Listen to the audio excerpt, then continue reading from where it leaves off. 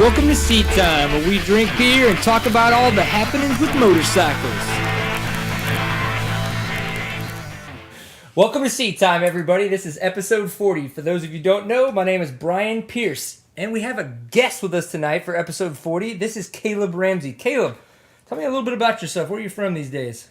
I am Caleb. I'm from Weatherford, Texas. Weatherford. Yeah, it's a great little country place out there west of Fort Worth.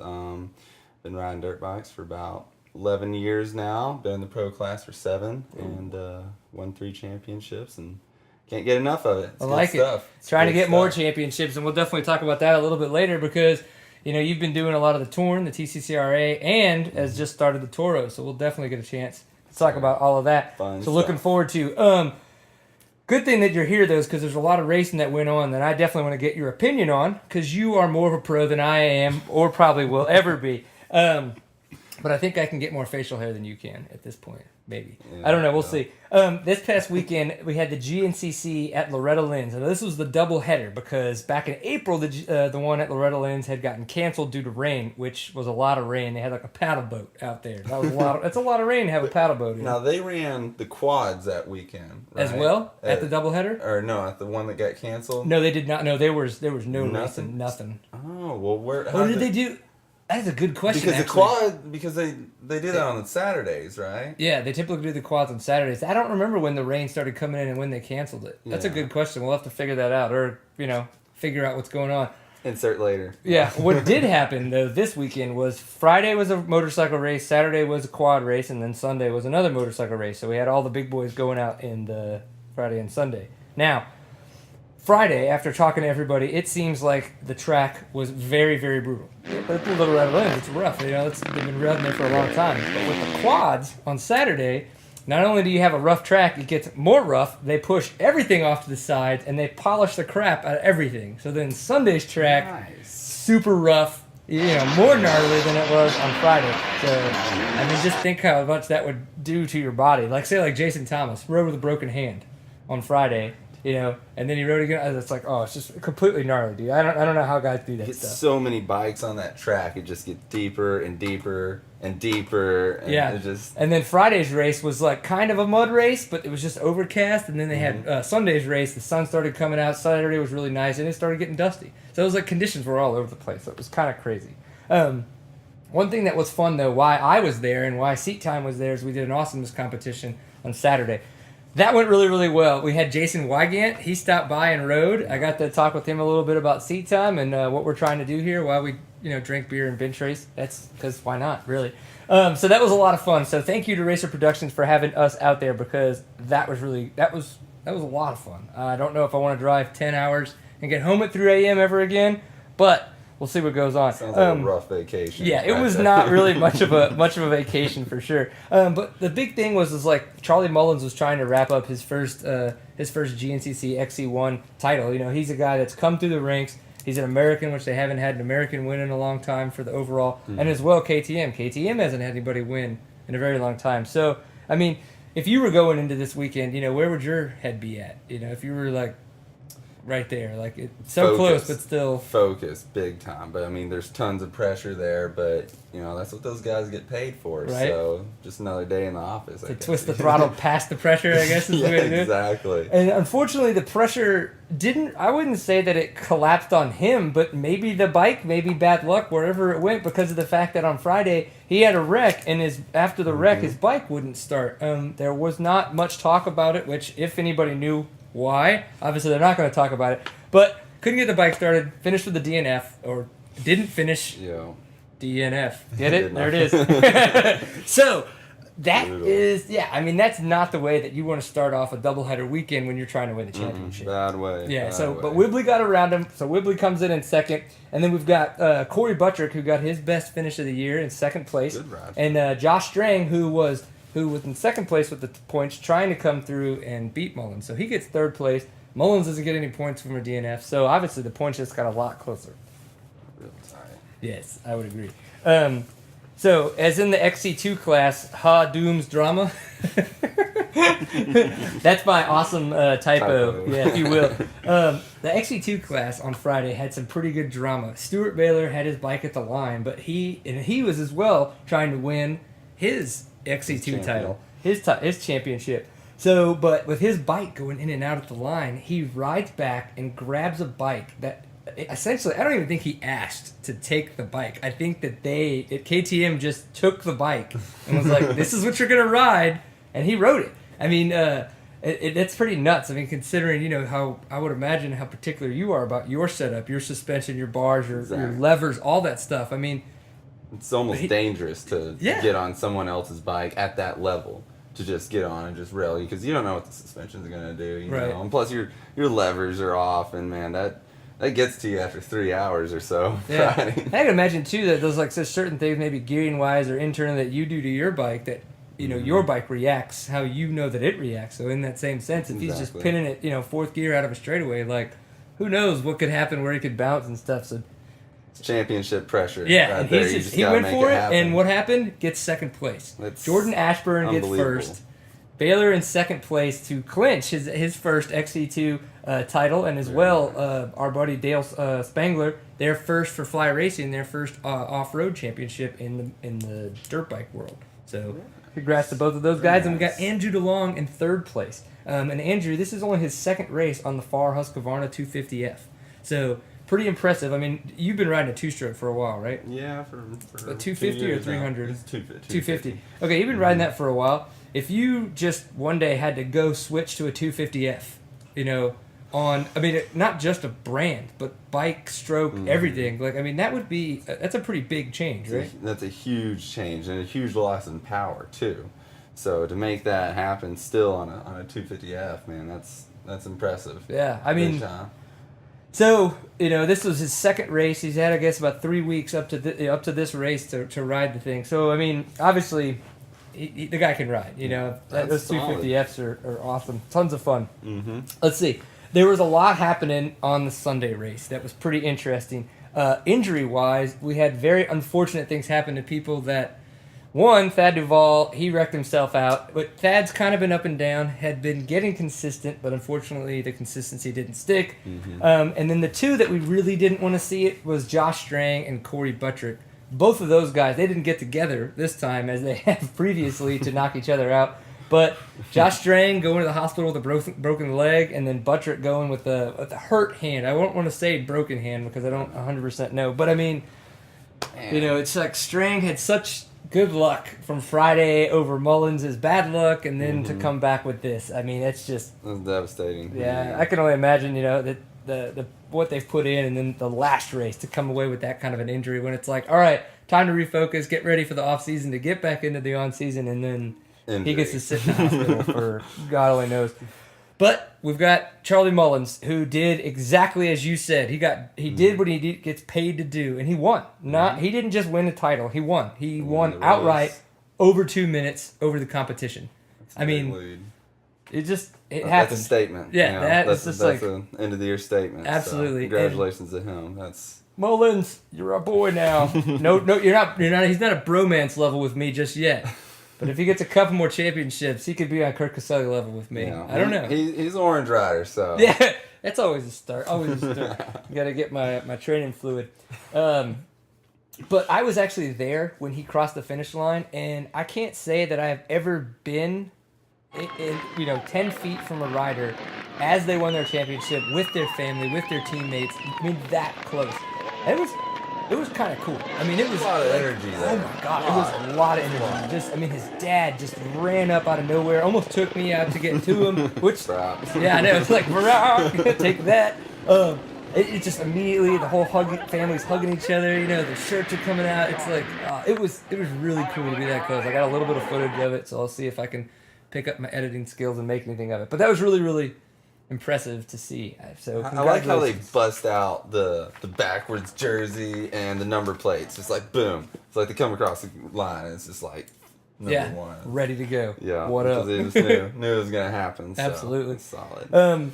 Somebody that we've been looking for that he got his first XC1 podium was Caleb Russell just a couple races ago. But he everyone expected a little bit more out of him, even though he's just a rookie to the class. But he came in second place. He was in fourth for the majority of the second race on Sunday, but he rode a great race against Whibley and finally put the pass on Whibley and held him off. And so Caleb Russell, congrats, second place. We talked a little bit with him in the Digital Off-Road post-race show. Nice. Really cool little kid, has absolutely no facial hair. Yeah, he's a young It's guy. like 4 pieces of hair guy. that were like here, here, and like maybe one on his lip. That was about it. Man. And then we got Paul Whibley in third place. So it was...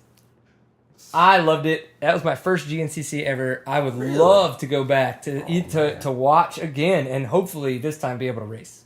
Man, racing. That's I gotta tough. I gotta be in a better shape. I gotta be in a way different shape though for 3 hours worth of racing. So the GNCCs, my opinion on them, the first 2 hours, fun, just fun, and then you get into the third hour and it's not. No, you're like I have to finish. Not fun, like terrible.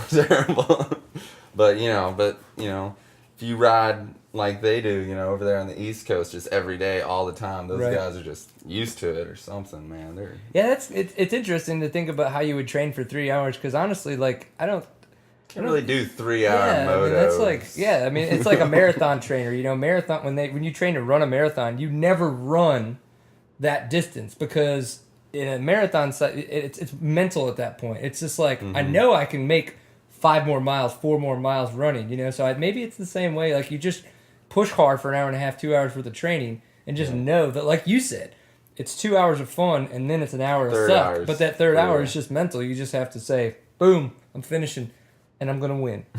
Yeah. I mean, I might not ever say that to myself. But. See, when I did the GNCC last year, I rode the 250A, and the first hour I was like, okay, I'm going to win, and that changed quickly. Yeah. Like, okay, I'm going to survive, and then it's like, okay, I'm going to make it off the track, maybe. I'll make it off, maybe if somebody pulls me, maybe. That was the last guy on the track, man, just tugging along. Oh my gosh, well... Guys that weren't tugging along in the XC2 class, Andrew DeLong, we talked about it a little bit earlier from the Friday race. Holy crap. Not only did he have a great ride on Sunday, he came away with his first XC2 win. Great epic battle with Jason Thomas, his Far Husqvarna teammate. And then we got Jordan Ashburn, who has been making a name for himself, in the XC2 class. He was actually on a two-stroke. Really? An older 125 two-stroke. So nice. He was up and coming, last year in the Open A. I think everybody kind of expected big things from him, and he's delivering. So, yeah, absolutely. For sure. And I think that it's Jordan Ashburn. We caught him right there at the end, and he said, they were asking him why he made the switch to the two-stroke, and I can't really say that he had a definite answer. I think he just kind of did it because it was something different, knowing that he really didn't have a chance to win the title. So he just kind of was like, let's try it, something different, maybe something to train on, for next year. Or you have your different reasons for those bikes. So. Maybe it was just because 125s are just fun to ride. Yeah. That's just all there is to it. That's all there is to it. Yeah, that could be it, man. But so regardless, we got DeLong in first, and we've got Jason Thomas in second, and Ashburn in third. Mullins with the win in the XC1 championship, and then we got Stuart Baylor with the win in the XC2 championship for GNCC. Epic racing. I want to go back next year, so let's make it happen. Very nice. Maybe we should go race. Might have to join you there. Yeah, I think we should. If you were to make your way very much more west than 10 hours from my house, you would be in Surprise, Arizona. Do you think that I know it's like, oh shit, where did I wake up? Crap. You're like, oh, I happen to be at Speed World Motocross. Surprise! Like, let's race the works. I mean, it's right there by Phoenix, but they rather refer to it as Surprise. You're surprised you got drunk and woke up outside of Phoenix. Very nice. But Caleb wouldn't do that. Don't ever listen to him. Of course, my bromancer, Kurt Caselli, he pretty much was a shoo-in to win. And it seems that he took the more gentlemanly route than just race race for the win to win. And he wound up with fifth on the weekend with the fifth overall, I believe. But man, Taylor Roberts and Mike Brown were the ones that were racing for it. And we got the young whippersnapper in Taylor Robert, and then we got old man Brownie, and Mike Brown. So it's kind of crazy in the off-road world that those guys can. Yeah, Taylor's pretty young, I'm pretty sure. And I remember Mike Brown was my hero in like 2001 or something when he was winning the championship. Yeah, 1998. way back then. But I mean, it's hard. It's like riding a bicycle. It's hard to forget to go that fast. I guess that's the case. But so we had Mike Brown win on Saturday, and then Taylor Roberts win on Sunday. But they both were 1-2, and then 2-1. And so Taylor Roberts did wind up with the overall, and then Mike Brown in second with Justin Soleil in third. So those guys have all been doing a really, really good job. And then when it came down to the points, Caselli, of course, he got the championship, which is his third Works championship. Man, he deserves it too. Yeah, I mean that's fast. Yeah, that's real fast. But I mean that makes sense. He went 5-5 riding a conservative race. Just so he makes for sure he wraps it up, so it doesn't need to. Yeah, he doesn't need to hurt himself trying to beat everybody else, and he doesn't need to take away from them because they got bonus monies and stuff like that on the line too that they could take a part of. He's already getting bonus money for the championship. Oh, yeah, and that sweet KTM salary, Yeah, that's got to be horrible. Yeah, horrible. Nobody pays as much as I do. But Kurt, they're KTM's expecting big things from him next year. It sounds like it. What did you hear that he's doing? Well, he's I think he's going to be doing the National Hare and Hound next year, and also which he did win this year, so I can see why they would want him to do that again. Man, have you seen some of the bomb start videos? If you haven't seen the bomb start videos, YouTube it. Yeah. Very impressive and scary. Yeah. Very scary. I think Bo Cotton has got quite a few, or Cottonin. Yeah. He's got quite a few good videos from being out west in the National Hare and Hound series that was just what Caleb was talking about. There are some bomb runs. It's just nuts. It's nuts. But he's going to be looking into some score events next year, and KTM's thinking about Baja. Yeah, Baja 1000. So we've got Kendall Norman and his Honda team that have always that he rides for JCR have always seemed to have been out at Baja for the past couple of years. But I wouldn't call that a full factory effort. I would say that they're a factory backed privateer team. Yeah. So the reason that it sounds like they're putting Kurt Caselli into the score events is that they're going to make a full factory effort at winning the Baja 1000. Impressive. Very, very. Because KTM's doing some neat things lately, and Baja's a very, very unique, interesting event. Very brutal. Very brutal. It's almost the first, even though they don't. It's not on complete par with all the extreme enduros you see out in Europe, but I mean it is like. It's extreme and it's long and it's brutal and you gotta, find a way to stay awake. Yeah, I mean, you got rocks, cacti, cartels, you got it all. You got it all. That would be pretty interesting for dang sure. I don't know what I would do.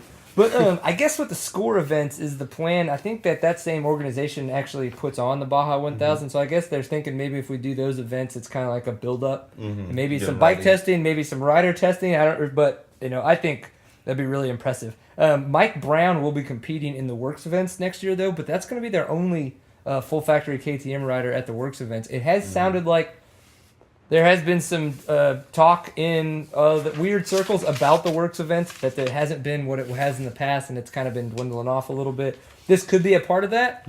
Don't know that for sure. I know that we've got a couple of riders in Texas that would love to go race Works events. I don't really know if they're losing it in their fan base, losing it in their rider base, or what the deal is, but we'll see. More, I guess, of that will come.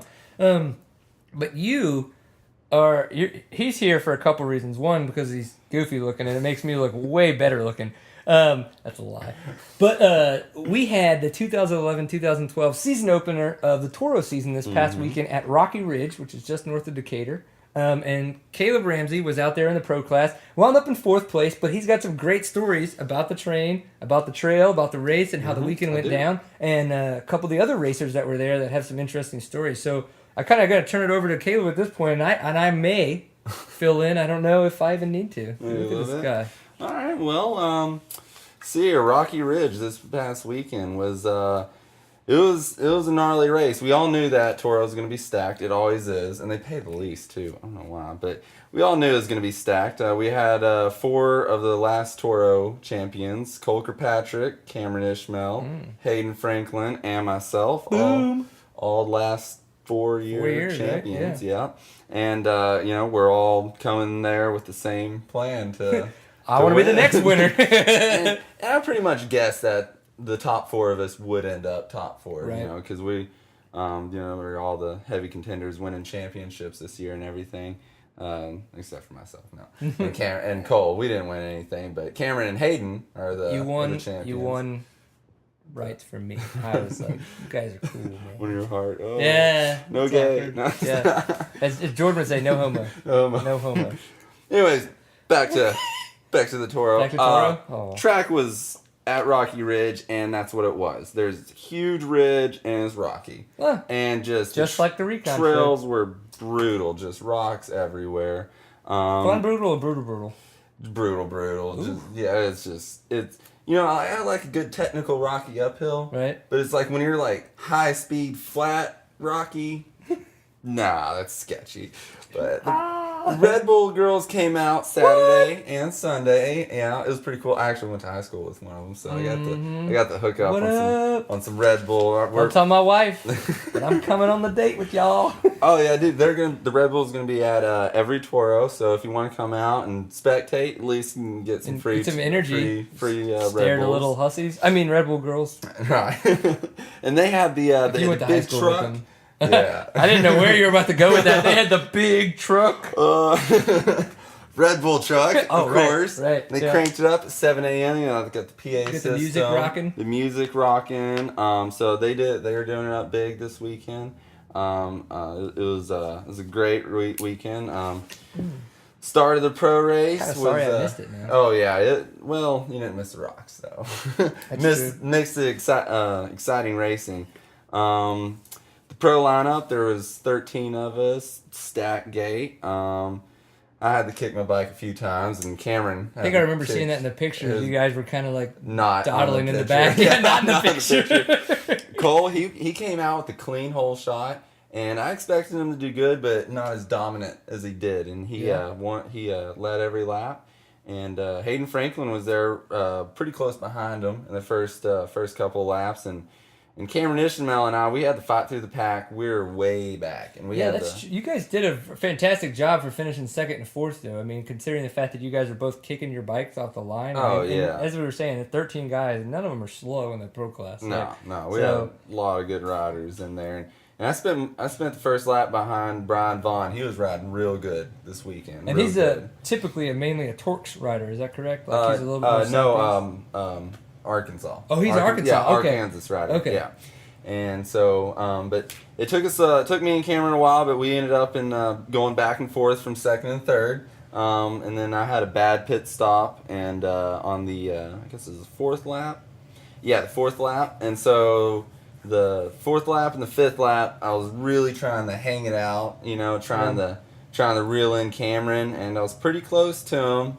And on I guess it was the end of the fifth lap, and I'm going through the flat rocky section I was telling you about, and man, the worst thing ever happened that I always knew was going to happen.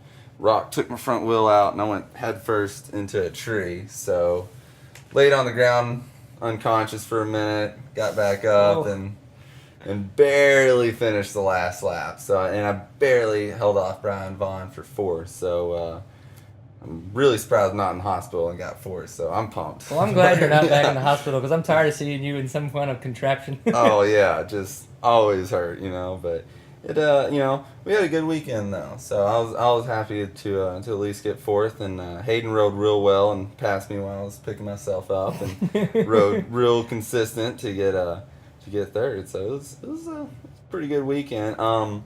In big local news, I want to give a shout out to Hannah Otto, who won the GNCC on Friday in Tennessee, which is amazing. She was the only other girl besides Maria to win. Then who's the girl that dominates? Maria Forsberg. Maria Forsberg. Okay, yeah, she's won pretty much all the races and the champion and the championship. Yeah. And so that was really cool of Hannah coming out. So Hannah beat Maria Forsberg. No, Maria rode the guys' class. So a little technicality there, but still, hey man, awesome. That's her class. That's what you race. That's the way it works out. First place is first place. Yeah, so that was good. And she wrapped up fifth in the championship. So her dad James drives to Beaumont Ranch for the Torn race in Texas. Wins that and has a healthy lead in the ladies' A class there, and then comes out Sunday, rides a practice lap, and then dominates the women's pro class again on Sunday. So 3 wins in one weekend and 3 different series. I don't know. That's pretty awesome. Anybody's done that, much less a girl. That's definitely a pintful of awesome right there, man. That's like 2 pintfuls of awesome. Do you think that the money that she won from all those actually made up for the gas money? I don't know how much the women's pro makes on Toro, but gas money, no way. I know how much I spent just getting to Tennessee and back, and I'm like, whoo! Oh yeah, they're driving big Suburban. I don't want to know their gas bill. Yeah. I don't want to know. Like, oh my gosh. And not to forget Ashley Crouch, who went 2-3 for the weekend and wrapped up second in the championship. Yes. So the And local girls kicking butt. I like it. I actually saw her out there. I didn't want to get too much in her way because I knew that her and her brother were doing their GNCC thing, and I was meeting and greeting with all kinds of other people out at the GNCC. But it was nice to see them, kind of wave hi really quick, let them do their thing and that. But yeah, Ashley looked great out at the GNCC, on the bike, off the bike, just hanging out, Railing. kicking it. Yeah, absolutely. So I'm excited that we got about a week break from the time this will come out for the next Toro. It's going to be at Thackerville. That's going to be really cool. I'm looking forward to that. We're going to go do the recon this weekend on Saturday. So look for that early next week. That'll be up there. But what we do have this weekend, why I'm going to be close to Thackerville, is the Red River Munster Enduro. That will be the end of the TSEC series for this year, for the 2011 series, and kind of be a victory lap for Hayden Franklin because he has already wrapped up his seventh Enduro TSEC championship. That's insane. That guy like just about disappeared and came back too, and he's for his age. That's not that we're calling you old, but you are. He keeps his head shaved so he looks young. I think that's the strategy. Is that where we're all going to be in 10 years? Yeah, no, maybe you, but I got this thick head of hair, so I don't plan on looking. There'll be people like you that do go bald. You know that, right? No way, man. I'll get a Roll Gains sponsorship or something. Man. That'll work. I think that's the way you should do it, right? That's the way you should do it. Why they don't sponsor dirt bike riders. So if you at all, there's no timekeeping. There's it's like $40 to register, $45 I think if you're not pre-registered. No gate fees, anything like that. It's the strict race fee. There's no reason not to come out. There's a couple of the races, but Munster is awesome, and there's been some weird stuff going on with some land issues just a little east. So I think at this point you might want to get your ride time in at Munster while you still can, because who knows if it's going to be there next year. There's some talk. So we'll see. Come out to Red River. If you're going to be in Louisiana, where would people want to go ride, do you think? The Louisiana Cross Country Series. What's that? LACC? LAC. What's that? In DeSoto Motocross Park. That's gonna be a good race. I know Cheyenne Harmon's heading out there. Maybe Brian Vaughn too. Maybe he's from Arkansas. Yeah, it's not too. Yeah, it's not too. Because it's a street. It's like right by Shreveport, just south. I think does some of those, I believe. So that'll be if you're in the East Texas, not going to the Enduro, might hit up that. That should be some good racing there. Absolutely, and that's the last round. That's round 10 for them. So if you're looking to finish off anything, if you're in East Texas with a bang, that's definitely the one to do it at. DeSoto Motocross Park, I believe, is run by Trampus Parker, who not only is a past LACC winner, but he's also like a past MX2 champion, world motocross, GP legend, pretty much. Pretty awesome. Yeah, pretty much awesome. Hannah Auto is more awesome. Yeah. At this point. But but still, So, and then again, if you're looking for something a little bit different this weekend, there is the Reigns Riding University, and that is going to be in Pittsburgh, Texas, at the Crouch's property that we were talking about, Ashley and Matt's Crouch. Jason Reigns, if you guys don't know, legend in the off-road racing. He's won a lot. He runs 100. He's always been on Yamaha for quite a while now. He is putting on one of his universities at their property, a 3-day class. So Saturday, Sunday, and Monday, I believe, and that will be in conjunction with the Yamaha demo. So there's going to be some YZFs and some WRFs and even some two-strokes that they're going to have out there. So if you have nothing better to do and you don't need to be a racer to go to these kind of classes. I think that's something that people get confused on, because it's just like going to do a street bike class. It's going to make you a safer rider. If you go out and learn some tricks and some tips from Jason Reigns, it's going to make you a safer, better rider. And that doesn't mean you have to be a safer, better racer. If you're a racer and looking to find a way maybe to the top of the podium, obviously some of these tips and tricks are going to help you. And he doesn't just, show you how to ride your bike better. He talks through nutrition. He goes ahead and gives you a complete manual and a guide to like take you through essentially almost what would be your entire year. So you get all of that for the price that will be on the website because of the fact that I'm not going to quote it for you because it's not my program. I actually don't know what it costs. But RainsRacing.com is where you're going to go. That happens this weekend. I know that they still have a couple spots left, so please go check it out and tell them that Seat Time sent you if you do. And if you don't, just call them anyway and tell them that Seat Time sent you and see what they say. So that's a wealth of knowledge there. That'll be well worth your time. If I was riding, I would want to go because I did the Shane Watts school that was at a Brian Story's property one time.